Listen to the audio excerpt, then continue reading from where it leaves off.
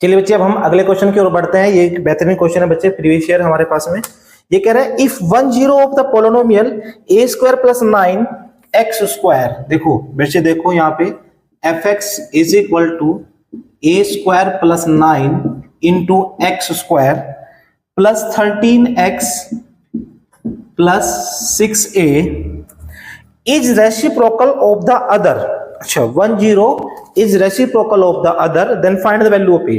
प्यारे बच्चे हमें a की वैल्यू निकालनी है। How to find a? प्यारे बच्चे ध्यान से समझो, हमारे पास में क्वेश्चन ने कहा है 1 0 is reciprocal of the other. ऐसे कह सकते हैं alpha is equal to 1 upon beta, ठीक है। तो बीटा क्रॉस करेंगे, हमारे पास में नीचे 1 क्रॉस किया बच्चे हमने, तो क्या आया alpha beta is equal to 1। ये बात समझ में आई आपको यहां तक? ओके नाउ अब हमारे पास में according to the language of question product of zeros क्या हो जाएगा प्यारे बच्चे, यानी कि alpha into beta is equal to C upon A. What C? 6a and what a is a square plus 9। Clear that? कोई डाउट भाई यहां तक? नहीं है। अब बच्चे अल्फा बीटा किसके इक्विवेलेंट है हमारे पास में? 1 के इक्विवेलेंट। किसके इक्विवेलेंट है? बोलो जरा किसके इक्विवेलेंट है, बता जल्दी बता मेरे भाई, किसके इक्विवेलेंट है? 1 के। ऐसे बोलना, जल्दी बोला कर प्यारे बच्चे। Is equal to 6a upon a square plus 9। Now नीचे हमने 1 लिया और क्रॉस किया, हमारे पास में रिजल्ट आया मेरे भाई a square plus 9 is equal to 6a। अब ये हमारे पास में क्वाड्रेटिक इक्वेशन की फॉर्म बन गई, प्लस 9 इज इक्वल टू 0। प्यारे बच्चे मैंने क्या काम किया देखो ध्यान से, जो ये 6a है मैंने राइट हैंड से उठाया उसको और लेफ्ट हैंड पे लाके रखा, जिससे कि हमारे पास में ये एक स्टैंडर्ड फॉर्म बन गई किसकी? क्वाड्रेटिक इक्वेशन की। प्यारे बच्चे ध्यान से समझो देख मेरी बात को, a square minus 6a plus 9। अब हमें इस इक्वेशन को मिडिल टर्म से स्प्लिट करना है।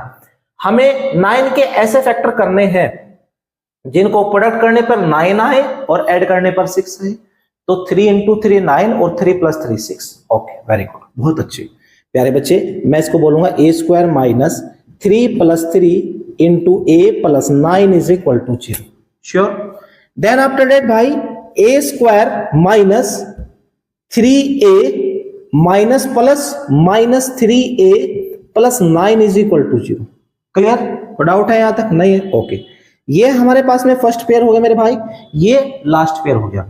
देन आफ्टर दैट बच्चे मैंने इन दोनों में से a कॉमन लिया, तो हमारे पास में a मिला a माइनस 3। क्लियर?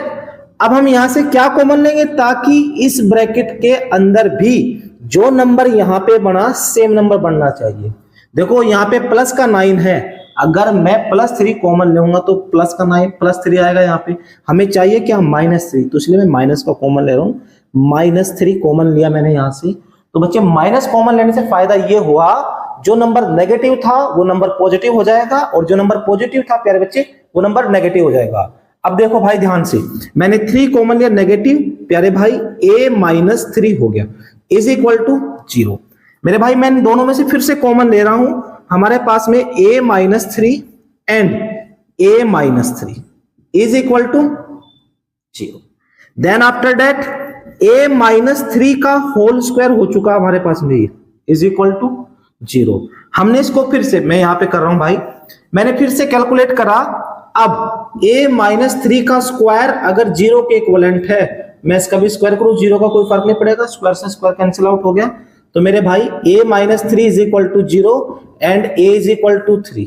क्या आया हमारे पास में? a is equal to 3। हमें वैल्यू ऑफ किसकी चाहिए थी? a की चाहिए थी। a हमारे पास में कितना है मेरे भाई? 3 यार। ये बात आपको समझ में आ रही है?